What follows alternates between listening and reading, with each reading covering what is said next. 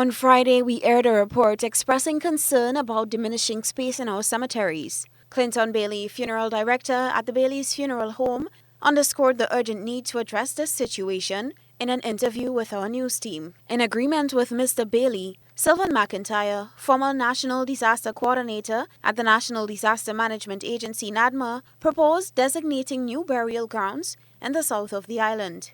And there's an opportunity for people to go back and make peace with themselves, and there is a footpath that you can follow, there's a driving place that you can park up, and there's an ambience and environment where you can sit and reflect on the pleasant moments. So we think, in particular, I advocated for the south of the island that we should look for alternative place, and I don't think the Mount Hartman area is best utilized. It's the Dove Sanctuary, but I think there's quite a lot of land space there.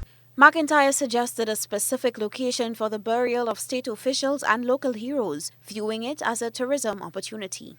And our state mechanism should now look at how we can create a larger space where we can put our loved ones to rest and where the survivors can drive through. Even our state officials, there should be somewhere where they can be put to rest in peace. Some of our prominent citizens, there should be places demarcated for that. So you can drive through. It forms part of even our tourism. I've seen it in South America and some places where these people who've died for many, many years, you can go and read off the history and all of that. And so we do have, a wealth of history. We do have our Heroes Park coming up. But I also think that we need to look at creating alternative spaces where loved ones could be put and where survivors can drive through and themselves find additional peace. This suggestion brings to mind the unresolved situation concerning Maurice Bishop and members of his cabinet, whose remains were never located, and as such, there has been no official burial. Burying them at a specific location could have brought Mcintyre's proposal to fruition.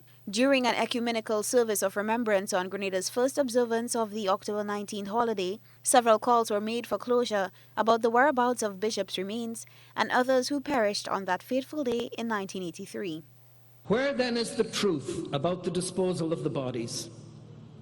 I believe it is to be found in the opinion of Dr. Bob Jordan, the person in charge of the anatomy lab at that time, who suggested that they were incinerated in the incinerator attached to the anatomy laboratory of St. George's University. Mcintyre further elaborated on the importance of having a proper resting place for family members. People need to understand just as well that your loved ones depart.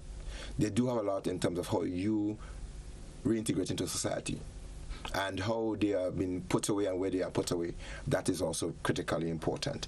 It helps your emotional well-being, it helps your psychological, your social and everything else if you can be assured that your loved ones are placed in a comfortable resting place.